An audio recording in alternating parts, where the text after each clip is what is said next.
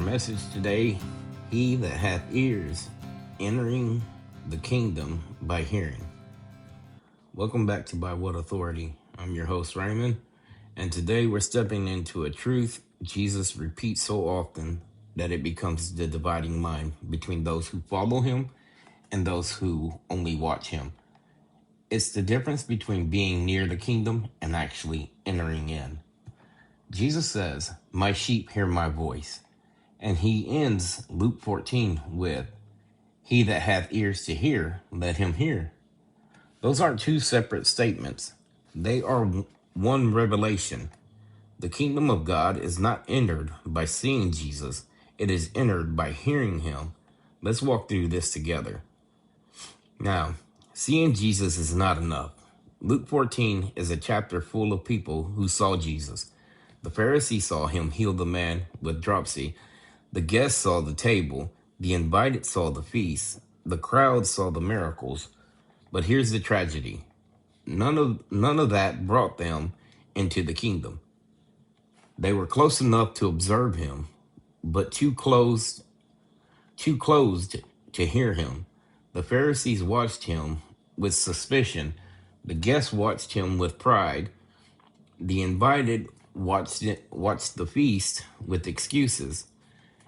The crowds watched him with curiosity, but only the disciples, the ones who surrendered, actually heard him. Seeing Jesus puts you near him. Hearing Jesus brings you into him. Why Jesus ends with "let him hear," at the end of Luke 14, Jesus says, "He that hath ears to hear, let him hear."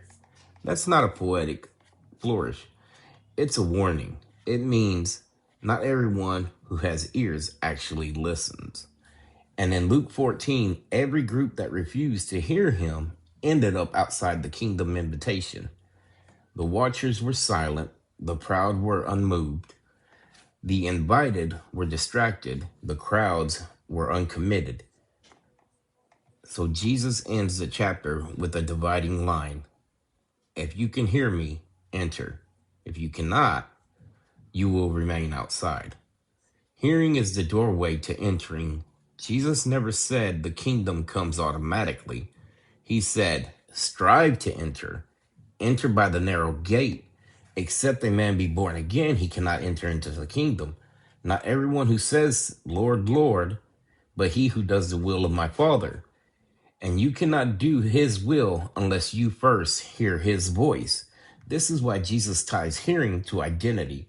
My sheep hear my voice, and I know them, and they follow me. Hearing, knowing, following, entering. That's the kingdom sequence. You can't follow a voice you don't hear. You can't enter a kingdom you don't follow. You can't follow a king you don't surrender to. The cross opens the ears. Right after talking about the feast, Jesus talks about the cross. Why? Because the cross is the place where your voice dies. His voice becomes your guide. Your will dies. His will becomes your path. The cross is not suffering. The cross is surrender. And surrender is what opens the ears. This is why Jesus says, take up your cross, forsake all, count the cost. Salt that loses savor is cast out. He's saying, if you won't surrender, you won't hear. If you won't hear, you won't follow. If you won't follow, you won't enter. The kingdom must be entered. This is the revelation. You can see Jesus and still miss the kingdom. You can hear Jesus and enter it. The watchers in Luke 14 saw him heal, but they didn't hear him. The invited saw the feast, but they didn't hear him. The crowd saw the miracles, but they didn't hear him. But the ones who heard his voice entered. And that's the same invitation today. Now, this is my closing exhortation. So let me ask you, not as a preacher, not as a teacher, but as a brother. Are you watching him or are you hearing him? Because watchers stay outside, hearers enter in. The kingdom of God is not inherited by proximity, it is entered by surrender. And Jesus is still saying, "My sheep hear my voice. He that hath ears to hear, let him hear." If you hear him today, respond, follow, enter.